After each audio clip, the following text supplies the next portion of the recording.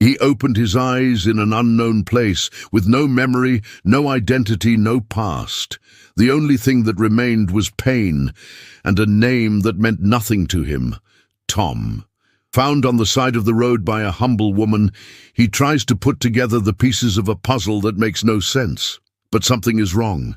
No one has come looking for him. No one misses him. Until a phone call changes everything. My God, you're alive! Suddenly he discovers that there are people after him. People who don't want him to recover his memories. Now every step could be a fatal mistake. Run away or face the truth. Who can you trust when your own mind is a mystery? The only certainty is that someone wants to find him. But the question that never leaves his mind is, why? The pain came before consciousness, an intense throbbing in his head, his body heavy as if it had been crushed by something colossal. Tom's eyes opened with difficulty. Everything was blurred, as if a dense fog covered his vision. He tried to move his arms, but a weight held him against the bed. "You're awake!" exclaimed a female voice full of relief. Tom blinked a few times, focusing on the face in front of him. A woman with dark hair in a messy bun was watching him with concern. Her face bore marks of tiredness, as if she hadn't slept for days. "Where am I?" His own voice sounded strange to him, hoarse, as if it hadn't been used in ages. "At my house," she replied. "You've had an accident. I found you unconscious by the road." Tom tried to remember. A road, an accident, but his mind was a vacuum. He forced himself to think, but only found an overwhelming blank. "What's your name?" asked the woman. He opened his mouth to answer, but nothing came. His chest tightened. He knew he should know the answer, but he didn't. I don't know." The woman's eyes widened. "Have you lost your memory?" Panic grew inside him. His own name eluded him. His identity was a void. He squeezed his eyes shut, trying to hold on to any memory. Nothing. "Breathe. It's all right. You hit your head. Maybe it's temporary." He took a deep breath, trying to control his fear. "Who are you?" he asked, trying to hold on to the only thing that seemed real at the moment, the woman in front of him. "My name is Anna. I live here, near the road where I found you. You were lying bloodied. Your car was wrecked." Tom felt a chill. The image of a car overturning flashed through his mind, fleeting, like a dream that fades when he wakes up. "What happened to me? I don't know. When I found you, there was no one else around." He touched his forehead and felt a bandage. The pain throbbed there. His fingers slid across his temple, as if he could bring back the memories. "And no one came after me?" Anna hesitated before answering. "No. No news. No call." He frowned. Did that mean that no one knew where he was? Or worse, nobody cared? "Are you sure?" he insisted, his voice filled with irrational fear. Anna nodded. "I've been looking after you for 3 days. If someone had come, I would have known." 3 days. He was unconscious for 3 days. Uncertainty tightened her chest. "What do I do now?" Anna sighed, her gaze filled with something Tom couldn't decipher. "First, you need to rest. Then, we'll see." He had no choice. He looked around, noticing the simple but welcoming atmosphere. Nothing there looked familiar, but for now, it was the only place he had. The morning arrived with the scent of fresh coffee invading the small room. Tom opened his eyes slowly, his body still feeling heavy, but with less pain than the night before. He sat up slowly, taking a closer look at his surroundings. Everything there was simple, without any luxury. Nothing seemed remotely connected to who he was, or should be. The smell of coffee led him into the kitchen, where Anna was absent-mindedly stirring a pot on the stove. She turned when she noticed him. "Good morning, Anna. How are you feeling?" Tom rubbed the back of his neck, as if trying to gauge his own condition. "Better, I think. The headache is still there, but it seems less intense." Anna poured a cup and placed it on the table, gesturing for him to sit down. "Here, it helps wake you up." He took the cup, looking at the dark liquid. Something so simple should have seemed familiar, but even as he held the hot mug, smelling the intense aroma, nothing inside him lit up. "Have any memories come back?" Anna asked hopefully. He shook his head. No, it's all still a void. She sighed. Maybe I need more time. The mind has its own way of recovering. Tom took a sip of his coffee, feeling the heat go down his throat. And you? Do you live here alone? She hesitated for a moment before answering. Yes. My father passed away a few years ago. Since then, it's just been me. And your mother? She left us when I was little. Tom noticed the rigidity in her voice and decided not to press. Silence fell, and only the sound of Anna's spoon hitting the edge of the pan filled the space. He looked around, trying to find some clue as to who it was. My car! Was it taken? No, it's still there, but it's completely destroyed. The engine was crushed on impact. He frowned. I was driving where? Anna shrugged. That's something only you can answer. Tom massaged his forehead in frustration. I need to see the car. Maybe something on it will help me remember. Anna bit her lip, looking uncertain. Are you sure? It's still weak. I have to try. She sighed before nodding. All right then, we'll finish our coffee and I'll take you there. Tom stared at the window. Outside, the world held answers he couldn't reach, but he had to try. The walk to the scene of the accident was short, but each step seemed to drag a ton of uncertainty inside Tom. Anna walked beside him, occasionally casting worried glances his way. The cold wind blew through the trees, carrying the smell of wet earth. When they arrived, Tom felt a knot in his stomach. The car was unrecognizable. The hood was crumpled at an impossible angle, the front window shattered, and one of the front tires completely destroyed. It was a miracle he was alive. He approached slowly, his fingers touching the twisted bodywork. His heart was pounding in his chest. If I knew who it was, could I feel anything at the sight of it? I called a mechanic in town, Anna said softly. He said it's beyond repair. Tom didn't answer. Instead, he opened the door with difficulty. On the back seat there was a crumpled jacket and a leather briefcase. He took the case and tried to open it. It was locked. This could be important, he muttered. Anna moved closer, watching. Is there anything in the glove compartment? He leaned over and pulled on the little door. A cell phone. Tom took it out in a hurry, his heart racing. Maybe his identity was in there. But when he pressed the power button, the screen remained blank. It's out of battery, he grumbled. Anna took the phone from him. We can charge it when we get home. Tom nodded, trying to control his frustration. He wanted answers now. His gaze fell on the ground next to the car. Shards of glass mixed with dirt and leaves. Something glinted among the debris. He bent down and picked it up. An expensive watch with a leather strap. He turned the piece over in his hand, feeling its weight. It looks valuable, Anna commented. Yes, but I don't remember it. The frustration returned, burning his throat. Nothing there provoked any spark of memory. He took a deep breath, trying to calm down. Let's go back, Anna suggested. You've done enough for today. Tom took one more look at the wreckage before nodding. He put his cell phone and watch back in his pocket and followed Anna back. Back at Anna's house, Tom sat at the table while she connected her cell phone to the charger. The wait seemed interminable. Every second without an answer was torture. It might take a while, Anna said, pulling out a chair to sit in front of him. These devices that have been switched off for a long time take a while to react. Tom propped his elbows on the table and ran his hands over his face. What if no one is looking for me? Anna looked at him for a moment before answering. What do you mean? He sighed, staring at the phone as if he could force it to call. If I was someone important to someone, they would have found me by now, right? No news, no alerts. As if I didn't even exist. Anna bit her lower lip before speaking. Maybe you were running away from something. Tom raised his head. Running away? Your car was speeding when you crashed. What were you trying to leave behind? The question resounded in his mind. He didn't know. But the idea that he was running away from something or someone sent a shiver down his spine. Before he could answer, his cell phone vibrated on the table. Tom picked it up immediately. The screen flashed, charging slowly. The logo appeared, followed by the lock screen. There's a password, he muttered. Anna leaned over to watch. Try some familiar combination.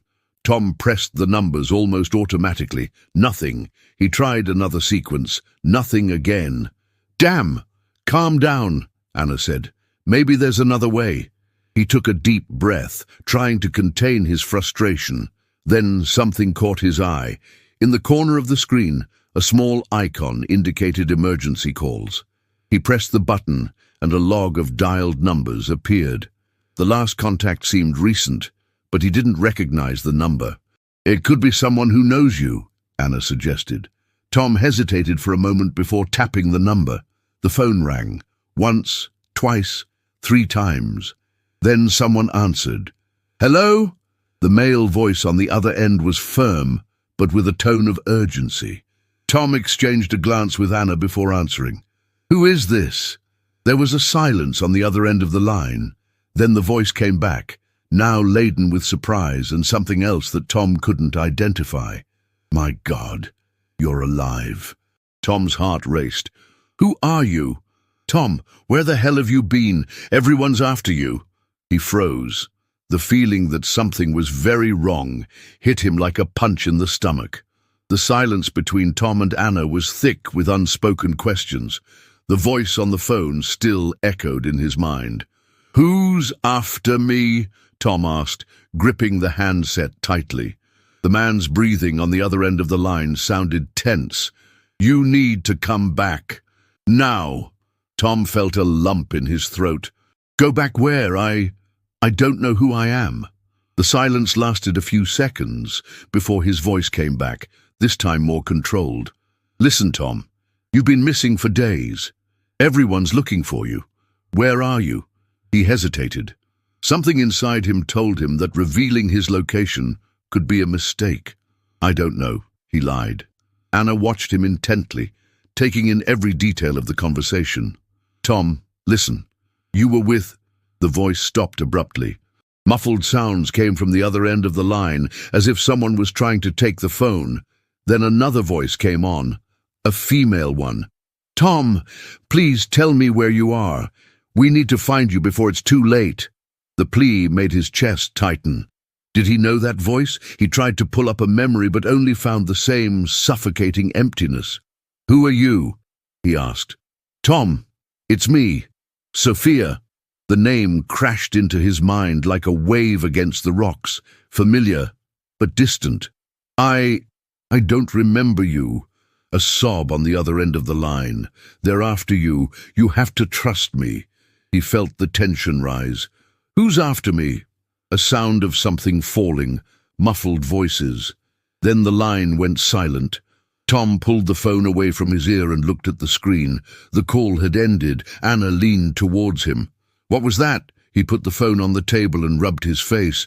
I don't know, but something's wrong. Anna looked thoughtful for a moment before getting up. That means you have a life waiting for you. People who care. Tom held the watch on his wrist, turning it distractedly. Or it means I'm in danger. Anna crossed her arms. What are you going to do now? He looked at his cell phone, as if hoping it would give him the answers his mind couldn't. I need to find out the truth. Anna took a deep breath, then nodded. Then we'll find out together. Tom couldn't sleep that night. The conversation on the phone swirled around in his mind like an endless whirlpool. They're after you? But who? And why? He got up before dawn and found Anna already awake, absent-mindedly stirring a cup of tea. Didn't you sleep either? She asked. How could I? Tom wiped his hand across his face. There are people looking for me, but I don't know if they're friends or enemies. Anna nodded thoughtfully. Do you trust this woman? Sophia? Tom sighed, taking a seat at the table. Her name sounds vaguely familiar, but not enough to trust blindly. Anna was silent for a moment before leaning towards him. So, what's the plan? He looked at the cell phone on the table, still charging slowly. If they're really after me, sooner or later they'll find me. I need to find out who I am before that. Anna crossed her arms. So where do we start? Tom held up the watch he'd found in the accident and turned it over in his palm. This watch, it could be a clue. It looks expensive. Maybe it has a serial number, something that will lead us to a store, or someone who might recognize me. Anna took the watch and examined it under the light. There's a mark here. It looks personalized. Tom narrowed his eyes. On the inside of the bracelet there was a small engraving. To Tom, with pride, always by your side. His heart raced. Who gave this to me? A present, Anna murmured. But from whom? Before they could continue, a noise outside the house made them freeze. A car stopped on the road. Tom stood up suddenly. It could be them, he whispered. Anna went to the window and peered in. It's a black car. The windows are dark. Tom felt his blood run cold. We need to get out of here, now. Anna pulled him by the hand, leading him to the back door. There's a path behind the house. If we run, we can lose them. Tom didn't think twice. He ran alongside her, his heart pounding. Whoever those people were, he wasn't ready to find out. The sound of hurried footsteps on the trail echoed through the early morning silence. Tom's heart was pounding against his chest, and his breathing was irregular as he tried to keep up with Anna, who knew the path well. Behind them, the sound of the front door opening echoed. "They've entered the house," Anna whispered, picking up her pace. Tom glanced over his shoulder but didn't see anyone yet. Adrenaline was pulsing through his veins. "Where does this trail lead?" he asked, struggling to keep up. "There's an old barn up ahead," Anna replied. "We can hide there until they leave." Tom nodded and kept running. The cold wind cut across his face, and the low branches scratched his arms as they made their way through the woods. His body was still weak from the accident, but the need to escape was stronger than any pain. After a few minutes of running, they reached the barn. Anna pushed open the aged wooden door and entered first. Tom followed her and closed the door behind him, keeping a small space to observe the trail. Outside, the headlights of the black car illuminated the cabin. "They're looking for me," Tom muttered. Anna leaned against the wooden wall, trying to catch her breath. "How do you know it's them?" "I don't know," he admitted. "But I feel that whoever it is, they're not here to help me." The sound of car doors opening made them hold their breath. Dark silhouettes stepped out of the vehicle and approached the house. "They'll look for you inside first," Anna whispered. Tom closed his eyes, trying to think. If those people were after him, then maybe Sophia was telling the truth.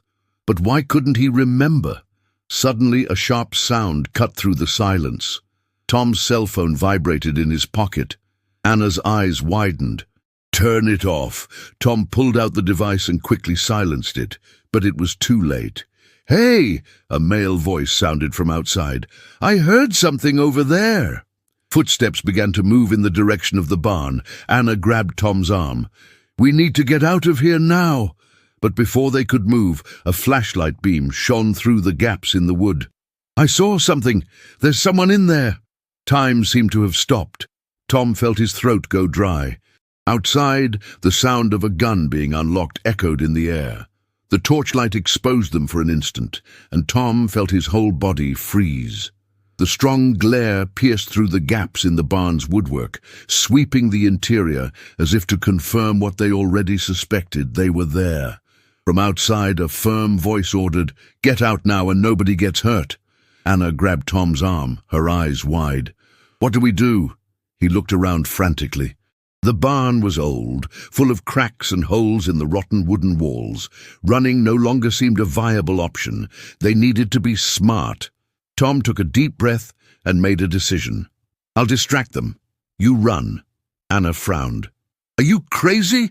I'm not leaving you here. I don't know who they are, but I know I can't let you get involved in this." The footsteps outside grew closer. "I won't do it again. Get out now." Tom closed his eyes. Then something inside him lit up. That instinct, that certainty that he had been in risky situations before. He knew what to do. He picked up an old wooden bar leaning against the wall and gestured to Anna. "As soon as I make a noise, run to the back. Is there another way out?" Anna nodded. "Yes, but it's a small door." "Good, good.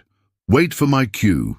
He approached a pile of old tools and kicked a metal box aside. The noise echoed in the silence. and immediately the men outside moved towards the main entrance.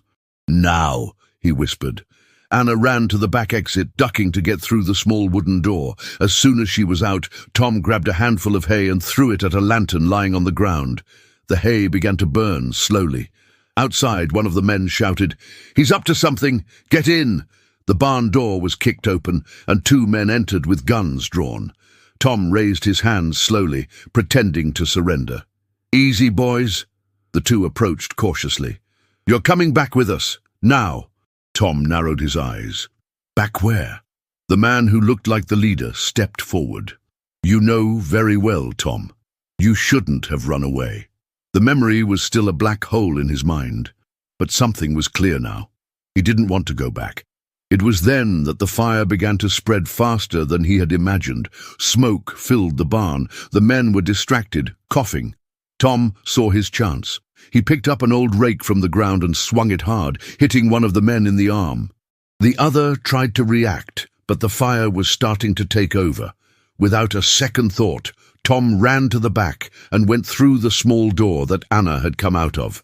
Outside, she was waiting for him with a car running.